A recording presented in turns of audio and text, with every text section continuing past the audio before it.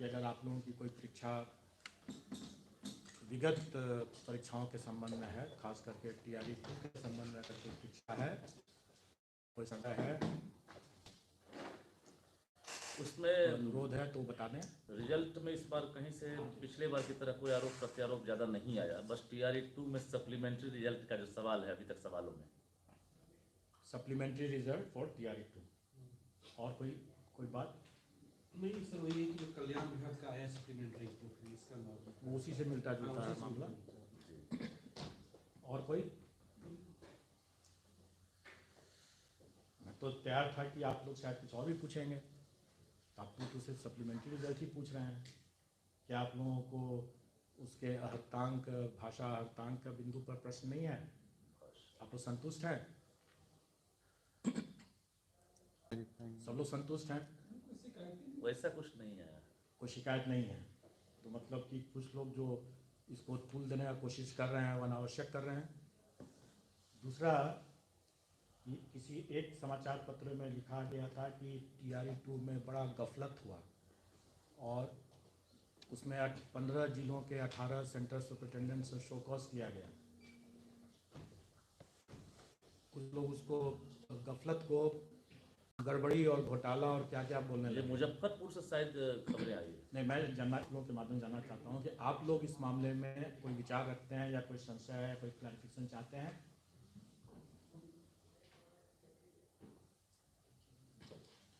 एक प्रश्न मैं आप लोग से करना चाहूँगा, अगर कोई चोरी हो रही है और हमें पता नहीं चलता है, सब कुछ शांत है, हमें पता नहीं चलता है चोरी हो रही है, सब कुछ शांत है, तो हम बड़ा खुश हैं, इग्नोरेंस इज ब्लिस। लेकिन अगर चोरी हो रही है और हम चोरी को पकड़ लिए तो वो अच्छी बात है कि बुरी बात है? अच्छी बात है। तो जो डॉक्यूमेंट वेरिफिकेशन या बायोमेट्रिक वेरिफिकेशन के तहत जो फर्जी पकड़े जा रहे हैं वो फर्जी तो हो ही रहा था, तब तक हम लोग, जब तक पता नहीं चल रहा तब तक हम लोग संतुष्ट, सब ठीक है। लेकिन हमने पहले भी बताया था कि हमें तो अपनी एक व्यवस्था ऐसी करनी है कि हम उसको किसी भी चरण में हम वो पकड़े जा रहे हैं। अगर एग्जामिनेशन में अगर वो सही कैंडिडेट ने दिया तो स्वाभाविक है कि परीक्षा में के दौरान वो नहीं पकड़ा जाएगा क्योंकि उसका सब कुछ ठीक है। लेकिन जब वो डॉक्यूमेंट वेरिफिकेशन में अगर कोई फर्जी घुसा तो उस समय पकड़ा गया। अगर डॉक्यूमेंट वेरिफिकेशन में भी तो सही निकल गया, क्योंकि वो सही आदमी ने डॉक्यूमेंट वेरिफिकेशन कराया, नौकरी करते समय अगर कोई फर्जी घुस गया तो उस नौकरी करने के समय पकड़ाएगा। अगर नौकरी भी करते हुए 6 महीना बीत गया और उसके बाद जब ट्रांसफ़र लेकर के किसी और जगह कोई आदमी गया और उस समय फर्जी कोई घुस गया तो वो उसी समय पकड़ाएगा ना, उसके पहले तो नहीं पकड़ाएगा। तो कहने का मतलब ये है कि कोई गड़बड़ हो रहा है, माफिया सब लोग जान रहे हैं कि बहुत तरह के लोग हैं, सॉल्वर गैंग की बात आप लोग करते रहते हैं। तो वो जिस भी स्तर पर है, जिस समय उसकी एंट्री हुई फर्जी वाले के, उस समय पकड़ा जाएगा और बायोमेट्रिक की व्यवस्था सही व्यवस्था हुई। और इसी क्रम में सेंटर सुपरिटेंडेंट ने जो हमारे स्टैंडर्ड प्रोटोकॉल था कि अभ्यर्थियों के परीक्षा कक्ष में उसको बक्सा को रखना था और उसी उनके समक्ष खुलना था। पहले भी एक बार पटना में बांकीपुर हाई स्कूल में शायद जो एक परीक्षा में जुडिशियल मजिस्ट्रेट परीक्षा में उसने ऐसा नहीं करके अपने चैम्बर में कर लिया, जिसके कारण से उस पर कार्रवाई थी। और हम लोगों ने ये सोचा था कि इस कार्रवाई की जब चर्चा कर दी है तो शायद TRE 2 में ऐसी गलती न करेगा कोई, लेकिन ऐसी गलती लोगों ने की, उस 18 सेंटर्स में ऐसी गलती किया। लेकिन हमारी व्यवस्था थी, हमारी तो नज़र में यहाँ आ ही रहा था, हम लोग देख ही रहे थे सब। हम लोग देखे कि बक्सा उसने अपने कमरे में रख लिया और अपने कमरे में जब टाइम हुआ तो बंद करिए, अपने कमरे में वो उसको खोला। हमारा बक्सा सील होता है, उसके बाद पैकेट सील होता है, उसके अंदर तो कई लेयर में सील होते हैं। तो सारा चीज़ हम लोग देख रहे थे यहाँ से और आखिर देख रहे थे तभी तो हम लोग उसको पकड़ लिए, तभी तो हम लोगों ने शो कॉज किया। पास्ट में ऐसा होता होगा, किसी की नज़र में नहीं था, कैमरा नहीं था, तब तो कोई विवाद नहीं था। अभी तो हम लोगों ने पकड़ भी लिया ना, और पकड़ भी लिया और उस पर कार्रवाई भी कर लिया। इसलिए इसमें कोई, हम लोग तो दिख ही रहा था कि कहाँ जा रहा है, कैसे जा रहा है, क्या खोला है उसने।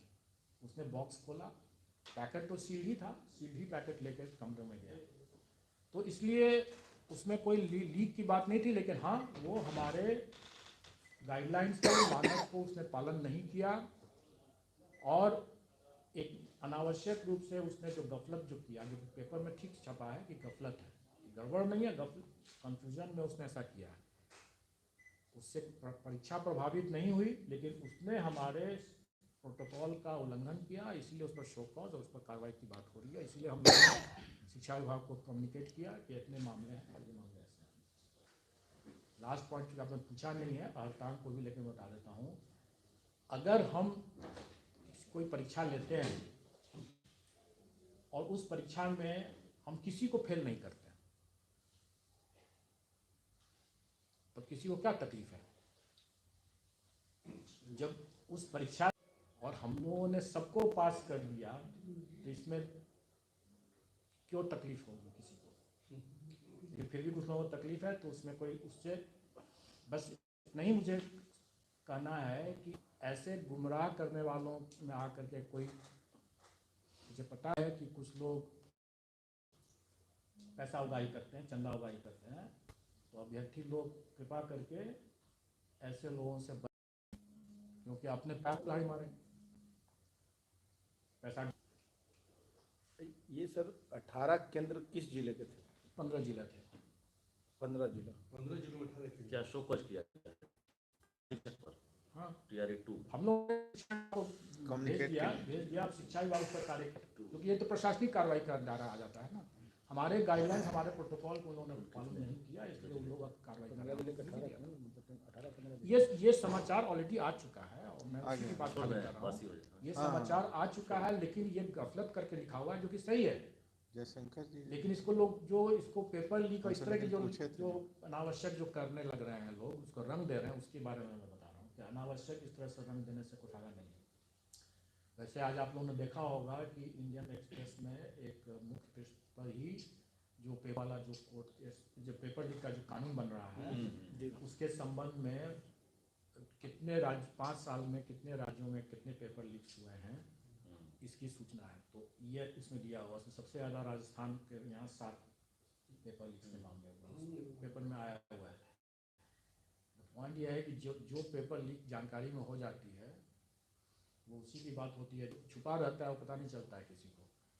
लोग प्राय देखा जाता है कि जो लोग सामने में आ जाता है, उसी की चर्चा करके लोग कहने लगते हैं कि बहुत हंगामा करने लगते हैं। जो चीज़ नहीं सामने में आया वो तो पता ही नहीं चला, गुपचुप हो गया वो चीज़। तो कई बार मैंने कहा है कि हम लोग अपनी व्यवस्था को इस तरह से पारदर्शी बनाने का कर रहे हैं, किए हुए हैं, कि ताकि सबको सब चीज़ पता चलते रहे। बहुत सी चीज़ों को आप लोग अभी देख रहे हैं, वो उसी का नतीजा है कि क्योंकि हम लोगों ने पारदर्शी रखा, इसलिए आपको पता भी चल रहा है, और पता चलना ही चाहिए, क्योंकि तभी तो हम कोई गंदगी कोई नहीं करने से डरेगा। तो ये तो हो गई पुरानी बातों के लिए। तो अब हम लोग आज का जो मुख्य बातें जो आज की है वो हम बता दें आपको। सरकार ने TRE 2 मतलब शिक्षा विभाग ने TRE 2 सप्लीमेंट्री रिजल्ट के लिए तो पहले से मना किया हुआ है। 19 तारीख को आप लोग सब अवगत हैं इससे। और चूँकि SC/ST वेलफेयर डिपार्टमेंट का मामला मैंने पहले ही बताया था कि उसकी अध्याचना बाद में आने के कारण से उसको हम लोगों ने शिक्षा विभाग के साथ ही जोड़ दिया था। तो शिक्षा विभाग का चूँकि सप्लीमेंट्री नहीं आ रहा है, इसलिए SC/ST वेलफेयर डिपार्टमेंट का भी कोई सप्लीमेंट्री नहीं आएगा। और उनके यहाँ से भी इसी कारण से, क्योंकि दोनों का जुटा हुआ था मामला, इसलिए उनका भी नहीं होगा। और EBC BC वेलफेयर का हम लोगों ने ऑलरेडी दे दिया है। तो हम लोग आयोग की ओर से अब TRE 2 का दी हो चुका है, क्लोज हो चुका है। तो अब TRE 3 की बात करेंगे। TRE 3 हम लोगों ने पहले आगामी जो TRE का विचार किया था तो अगस्त के लिए किया हुआ था, वो अगस्त में TRE होगा, लेकिन वो TRE 4 होगा। और आप TRE 3 को समझ लीजिए सप्लीमेंट्री TRE समझ लीजिए। सप्लीमेंट्री रिजल्ट नहीं आया कोई बात नहीं, लेकिन सप्लीमेंट्री TRE आप इसको समझ लीजिए एक तरह से। और वो TRE 3 होगा और वो मार्च में होगा। और अभी हम लोगों ने एक टेंटेटिव आपको डेट में कुछ बता दूं, 10 फरवरी से 23 फरवरी तक आवेदन आमंत्रित किए जाए ऑनलाइन। और 7 मार्च से 17 मार्च तक में परीक्षा होगी। 17 मार्च तक। और ये परीक्षा होगी 1 to 5, 6 to 8, 9 to 10 और 11 to 12, चारों कैटेगरी की होगी।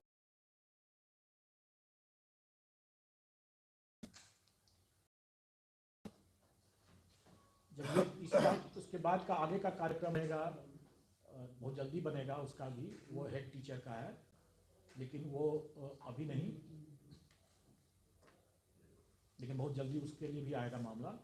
लेकिन फिलहाल जो है वो TRE 3 है, और TRE 3 का ये मामला आज बता दिया मैंने। आवेदन 10 फरवरी से 23 फरवरी, परीक्षा 7 मार्च से 17 मार्च। ये परीक्षा की तिथि अभी हम लोग ने जैसे बताया कि टेंटेटिव है, क्योंकि हम लोगों को अगर इलेक्शन के कारण से अगर DMs की लॉ एंड ऑर्डर की व्यवस्था वगैरह कई पहलू होते हैं जो आप लोग जानते हैं, तो अगर वैसे कुछ पहलू होगा तो उसके आगे पीछे कुछ करना पड़ सकता है। अभी फिलहाल के लिए यही मान के चलें कि अभ्यर्थी तैयारी करें, और ये 7 से 17 मार्च में होगी परीक्षा। इसमें शिक्षा विभाग, क्योंकि उसका सप्लीमेंट्री नहीं आया था, शिक्षा विभाग, और चूंकि SC/ST वेलफेयर का भी सप्लीमेंट्री नहीं आया था, इसलिए SC/ST वेलफेयर, ये दोनों ही डिपार्टमेंट के लिए ये एग्ज़ाम होगा। और क्योंकि इस EBC/BC वेलफेयर डिपार्टमेंट का सप्लीमेंट्री रिजल्ट आ चुका है, इसलिए TRE 3 में EBC/BC वेलफेयर सम्मिलित नहीं है। तो सिर्फ 2 विभाग होंगे, और इस बार हम लोग विभागों के बीच में चयन का प्रावधान नहीं रखेंगे। हम लोग उसमें, जैसे हम लोग ने पिछले बार भी किया था, 38 के बाद 39 से करके किया था, उसी तरह से रहेगा। और लेकिन मल्टीपल रिजल्ट्स हम देने की हमारी बाध्यता है, क्योंकि किसी को भी हम बाकी विकल्प हमको देना होता है। अगर कोई 11-12 करना चाहे, कोई 9 to 10 करना चाहे, कोई तीनों करना चाहे, चारों करना चाहे, तो वो कर सकता है, वो अप्लाई कर सकता है, और उसके लिए उसको देना होगा। और इसमें सप्लीमेंट्री रिजल्ट्स का कोई प्रावधान नहीं रहेगा, जैसा कि विभागों ने स्पष्ट कर दिया है, क्योंकि ये परीक्षा ही एक तरह से सप्लीमेंट्री परीक्षा मान के चलें आप लोग, इसलिए इसमें सप्लीमेंट्री रिजल्ट की कोई प्रावधान नहीं रहेगा। और इसमें जो बचे हुए जो पद होंगे वो फिर उसके बाद चौथे TRE 4 में जाएंगे, और जो अगस्त में होगा। और अभी पदों की पूरी संख्या नहीं हमारे पास आई हुई है, लेकिन वो जब आएगा तो वो भी हम तो आप लोग को बता देंगे। संभावित है कि बड़ी संख्या में इस TRE 3 में भी और TRE 4 में भी, दोनों में संभावित है बड़ी संख्या। कितना है अभी नहीं बता सकते, जब तक वो सब जब शिक्षा विभाग से जब आएगा, या SC/ST वेलफेयर से आएगा। SC/ST वेलफेयर से तो कम ही आएगा, क्योंकि SC/ST वेलफेयर के पद भी बहुत कम हैं, तो कम ही आएगा। बाकी जब आएगा तो आप लोगों को खबर हो जाएगा उसके बाद। अप्रॉक्स मैंने वो कोई भी अनुमान नहीं दूंगा मैं। सर, अपियरिंग वालों को मौका नहीं सर?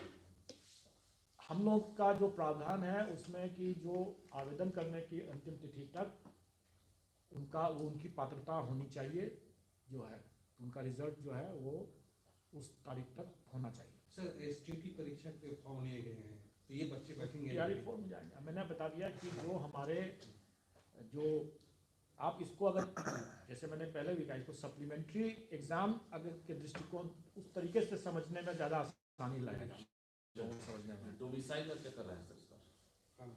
देखिए, मैं कोई भी नीतिगत मामले में इस पर कुछ भी नहीं कर सकता हूँ। वो नीतिगत मामले जो भी हैं वो सरकार के क्षेत्राधिकार में है और वो उस पर मैं कोई भी टीका टिप्पणी नहीं करूँगा। अपेयरिंग वाला भी क्लियर नहीं हो पाया सर, जैसे आपने कहा कि हमारे हिसाब से जो परीक्षा जो हमारे जो आवेदन की अंतिम तिथि तक जो डिग्री वो जो लोग उसके लिए एग्ज़ाम के लिए योग्य होंगे, की परीक्षा के लिए जो योग्य होंगे वही भाग ले सकते हैं। सर अटेम्प्ट का सर क्या सर 3 अटेम्प्ट मानिए खत्म हो गया तो चौथा में फिर से नीतिगत कोई भी बिंदु हम नहीं कमेंट करेंगे। इसके लिए हमें अगर जानकारी भी होगी तो भाग से ही आप पता करें क्या हो सकता है। कटअप होगा जो है ना, सवाल उसमें छूट गया था। कटअप का लेवल कुछ सब्जेक्ट में कुछ जगह नहीं निर्धारित कर, ये कट ऑफ तो कैंडिडेट इस तरह से भी समझें। हम बार हम लोगों ने जो किया था TRE 1 जब लिया था तो उस समय बहुत सी चीज़ों के बारे में लोगों को जानकारी नहीं थी, हम लोगों को भी कैंडिडेट के बारे में अनुभव नहीं था, तो TRE 1 में स्वाभाविक तौर से कम गया। TRE 2 में जब बातें हुई तो हम लोगों ने भी अपने परीक्षा के जो प्रश्नों का स्तर को थोड़ा सा नीचे करने की बात सोचा, क्योंकि हम लोगों को लगा कि थोड़ा ज़्यादा हो रहा है। इस बीच में कैंडिडेट लोगों ने अपना स्तर ऊपर कर लिया। स्वाभाविक है कि उनको ज़्यादा टाइम मिला, उनको भी एक एक्सपीरियंस हो गया TRE 1 का, लेवल एक स्तर नीचे गया और उनका अभी आप ये कहें, और हम लोगों ने देखा है उसमें जो प्रश्न जो हैं इतने मतलब स्तरीय प्रश्न थे जिसकी आवश्यकता नहीं थी। अगर कोई मैथ्स का टीचर या कोई हिस्ट्री का टीचर या कोई ज्योग्राफी का टीचर उसको उतनी क्लिष्ट हिंदी और उसका ग्रामर नहीं था, उसको अपने मैथ्स पढ़ाने के लिए ज्योग्राफी पढ़ाने जितनी हिंदी आवश्यक है उतनी आवश्यक है। तो कुछ लोग जो सफल हुए उसमें कुछ लोग जो हैं जो कि 1 नंबर से छूट रहा है, 8 नंबर है। आप ही लोग कहते कि मात्र 1 नंबर से छूट रहा है, लो इतना टफ पेपर छूट रहा है, लो इतना टफ पेपर आ गया, इन लोगों को बोनस नंबर क्यों नहीं दिए वगैरह वगैरह। हमने दे दिया बोनस नंबर, सबको 9 नंबर बोनस दे दिए, सब पास कर लिए। तो कोई पास अगर करता है, किसी को हमने फेल नहीं किया तो नहीं किया, किसी को उसके लिए तकलीफ नहीं होनी चाहिए। अब रही बात की TRE 3 में, स्वाभाविक है कि कभी भी जो क्वालिफाइंग पेपर है उसमें हम उसकी विद्वत्ता हमको देखना नहीं है, वो मेरा उद्देश्य नहीं है।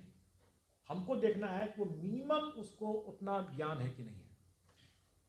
तो वो मिनिमम देखने के लिए हम लोग भी लैंग्वेज के जो पार्ट होगा, जो 30 प्रश्न भाषा से संबंधित होगा, उसमें हम लोग ध्यान रखेंगे कि ऐसा इतना स्तरीय प्रश्न न हो जाए कि उसमें अच्छे लोग भी उसमें जो मैथ्स के अच्छे जानकार टीचर बन सकते थे, अगर उसमें भाषा के कारण से निकल जाए बाहर तो उचित नहीं होगा। और इसीलिए हम लोग इस बार TRE 3 में जो भाषा से संबंधित जो मामले होंगे उसका स्तर थोड़ा ठीक से रखेंगे, क्योंकि हमें बहुत ज़्यादा स्तर उसमें नहीं चाहिए और कम से कम हमें उतना व्याकरण तो बिल्कुल ही नहीं चाहिए भाषा में। सर मतलब क्वालिफाइंग पेपर में जो उसका मेन पेपर होगा वो तो अलग बात है। क्वालिफाइंग अगर मेन पेपर जिसका हिंदी है वो तो ठीक होना ही है। ऑप्शन सर 4 ही होंगे या 5? मतलब अब तक 4 दे रहे हैं। अभी हम लोग उसमें परिवर्तन नहीं करेंगे। जैसा मैंने बताया कि बहुत से चीज़ों को हम भविष्य के लिए छोड़ रहे हैं, और जैसे नेगेटिव मार्किंग मैंने बताया, उसी तरीके से ऑप्शंस के बारे में भी जो TRE 2 में है वही TRE 3 में रहेगा। सर एक सवाल ये है कि आपका जो एग्जामिनेशन कैलेंडर है उसके मुताबिक टीआरई 3.0 अगस्त के महीने में उस एक सर पूरा सवाल तो जो अभ्यर्थी थे उसके मुताबिक ही वो तैयारी कर रहे थे। अब आप कह रहे हैं कि टीआरई 3.0 नहीं है बल्कि सप्लीमेंट्री पूरक परीक्षा इसको समझा जाए, क्योंकि पूरक रिजल्ट की घोषणा नहीं की है। सर ये किस हालात में सर, क्या कोई आप लोगों ने जो निर्णय लिया यहाँ पे कैसे पहुंचे कि मार्च में ही परीक्षा लेंगे? देखिए, अगस्त में परीक्षा होनी थी। हम लोग इसमें अगस्त की परीक्षा अभी भी है जी, हम लोग इसमें कोई भी निर्णय हम लोग अपने से नहीं लेते हैं। अध्याची विभाग अपनी अध्याचना भेजते हैं और उसके हिसाब से हम लोग अपना बनाते हैं। अगर अध्याची विभाग को चाहिए कि अभी तुरंत हमें चाहिए तो अध्याची विभाग से पूछना होगा कि अभी उनको तुरंत क्यों चाहिए। यानी सर पिछले 2 हफ्ते का डेवलपमेंट है ये। अपना अनुभव सर बता दीजिए। नहीं, हम लोग तो देखिए हमारी जो व्यवस्था है, अच्छा कि आपने पूछ दिया। आप लोग शायद अवगत भी हैं कि मेरा कार्यकाल सीमित है लेकिन हम फिर भी पूरे कॉन्फिडेंस के साथ क्यों कह रहे हैं कि हम लोग इसको कर सकेंगे, क्योंकि हमारी अपनी तैयारी और अपना जो टीम और अपनी व्यवस्था जो है वो सुदृढ़ हो चुका है। आप देखेंगे कि जो 15 दिसंबर को टीआरई 2 की परीक्षा हुई और उसके तुरंत बाद 18 तारीख को तुरंत उसके बाद जो पुनर्परीक्षा जो होना था री एग्जामिनेशन 2 सेंटर का, वो हम लोगों ने कर लिया।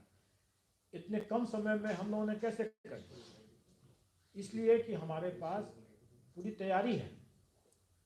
मान के चले सर कि होली के पहले शिक्षकों का एक स्लॉट और बिहार को मिलेगा। हम लोग 25 मार्च को होली है। अगर सब कुछ ठीक ठाक चले तो निश्चित तौर पर, क्योंकि हमने जैसे बताया कि हमारा होमवर्क किया हुआ है, हमारी तैयारी है। एक इसी से मिलता जुलता प्रश्न, शायद मैं पहले नहीं उसका जवाब दे पाया लेकिन अभी दे रहा हूँ। टीआरई 2 के समय में लोगों ने पूछा कि जब आपने इतना जल्दी मेन रिजल्ट दे दिया तो सप्लीमेंट्री रिजल्ट देने में इतना समय क्यों? ठीक है, मैं इसको भी एक्सप्लेन कर दूं कि मेरे पास कोई जादू की छड़ी नहीं है कि मैंने घुमाया और रिजल्ट हाजिर है। उसके लिए मेहनत करनी पड़ती है और उसके लिए होमवर्क करना पड़ता है, और वो होमवर्क हम लोगों ने पहले से कर रखा था, परीक्षा प्रारंभ होने के पहले से कर रखा था। वो कौन सा होमवर्क था? एक तो अभ्यर्थियों की सूची, सुनने में बहुत सरल लगता है लेकिन ये अभ्यर्थियों की सूची जब हम लोग आवेदन लेते हैं तो उसी समय हमको मिल जाता है। हम लोग को सिर्फ छांटना रहता है कि एक ही अभ्यर्थी 4 जगह एग्जाम दे सकता है, तो उसको चारों जगह उस लिस्ट में बनाना है। आप लोगों को मालूम होगा कि 90 रिजल्ट्स थे टीआरई 2 में, 90 रिजल्ट्स थे। तो एक ही अभ्यर्थी अगर 4 जगह है तो हमको उस सभी अभ्यर्थियों को 90 लिस्ट में छांट के लगाना होता है। तो यह अभ्यर्थियों की सूची हुई है, 90 सूची ऐसे तैयार किया गया, और यह 90 सूची हम लोगों ने परीक्षा प्रारंभ होने के पहले तैयार कर लिया, क्योंकि हमारे पास अभ्यर्थियों की सूची थी, आवेदन था सबका। दूसरा जो हम लोग करते हैं वो है वैकेंसी। जैसा मैंने बताया कि हमें 90 किस्म की लिस्ट बनाना है, रिजल्ट देना है, तो 90 किस्म के हमको वैकेंसी का भी हमको चार्ट तैयार करके रखना है। और चूंकि वैकेंसी की भी सूचना हमको पहले से थी तो इसलिए वो 90 चार्ट्स भी हमारे पास पहले से तैयार हम लोगों ने कर लिया। इन दोनों चीज़ों को, मतलब अभ्यर्थियों की सूची और वैकेंसी का चार्ट, इसको हम लोगों ने अपने सॉफ्टवेयर में लोड कर दिया, और ये सारा काम हम लोगों ने परीक्षा प्रारंभ होने के पहले कर दिया। उसमें जो समय की हमें बचत हुई, बाकी जो काम जो था, जो कि परीक्षा जब समाप्त हुआ तो ओएमआर का स्कैनिंग और मार्किंग और वगैरह वगैरह, वो सब जो कार्रवाई हुआ परीक्षा के बाद। तो परीक्षा के बाद की जो कार्रवाई किया उसमें हमको जो टाइम लगा, उसी टाइम में मैंने 15 दिन के अंदर में रिजल्ट दिया, क्योंकि पहले का होमवर्क किया हुआ। अब सप्लीमेंट्री, तो कितने अभ्यर्थी ड्रॉप आउट हुए मल्टीपल रिजल्ट्स के कारण से, उन अभ्यर्थियों की सूची जब तक विभाग नहीं देगा तब तक हम अभ्यर्थियों की सूची को अपडेट नहीं कर पाएंगे। और ये तभी दे पाएगा विभाग जबकि उनकी अपनी काउंसलिंग तो 8 जनवरी को खत्म हुआ, और दूसरे दो विभागों की 9 या 10 तारीख तक चला, तो उसके पहले तो हम दे ही नहीं सकते थे। वो हमको लिस्ट ही जब देंगे तभी तो हम अभ्यर्थियों की सूची बनाएंगे। और आपको ध्यान है वे रिजल्ट हमको बनाने हैं, मतलब कि वो सूची को उनसे सूचना लेकर के अभ्यर्थियों की सूची को अपडेट करके उसको 90 तरह से क्रिएट हो रहे हैं। कहने का मतलब है कि जो होमवर्क हम मेन रिजल्ट बनाने में हम पहले से कर चुके थे, वो होमवर्क हम तब तक नहीं कर सकते हैं जब तक कि संबंधित विभाग हमको उसकी सूचना सर, दे। एक ब्रेकिंग और दे दीजिए सर। 7 से 17 मार्च जो है ये परीक्षा की तिथि, होली है 25 तारीख को, 24 तारीख को टेंटेटिव मार दें हम लोग क्या? क्योंकि अपने रिकॉर्ड पिछले बार तोड़ा था खुद। कुछ चीज़ आप नए पदाधिकारियों के साथ भी आप लोग वार्ता करिए कर लें। जहाँ तक मैं समझता हूँ कि हमारी जो तैयारी है वो सुदृढ़ है और अचीवेबल। अच्छा, होली से पहले संभावना, चलिए अचीवेबल है, लेकिन परिस्थितियों और उन समय की स्थितियों के हिसाब से उसमें क्या होगा, क्योंकि कई चीज़ हो जाती हैं। अब जैसे हम लोग भी तो जैसे सोचे थे नहीं कि आपका री एग्ज़ाम कराने की जरूरत पड़े, सही बात है। उसी सेंटर पर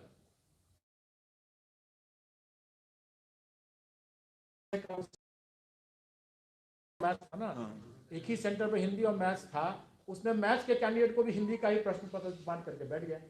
अब तो अब शुरू के जो प्रश्न जो थे, जो कि भाषा के और ये तो कॉमन थे, जबकि सेंटर सुपरिटेंडेंट चाहता तो वो उसको मैथ्स वाला निकाल कर दे सकता था, क्योंकि उसके पास था, नहीं किया। सब कुछ ठीक होने के बावजूद भी सेंटर सुपरिटेंडेंट के स्तर से बढ़ती गई गरीबी के कारण से हमको पूरा परीक्षा करना पड़ा, क्योंकि अब तो वो करना है, क्योंकि हम लोग ऐसी इवेंचुअलिटी के लिए तैयार रहते थे।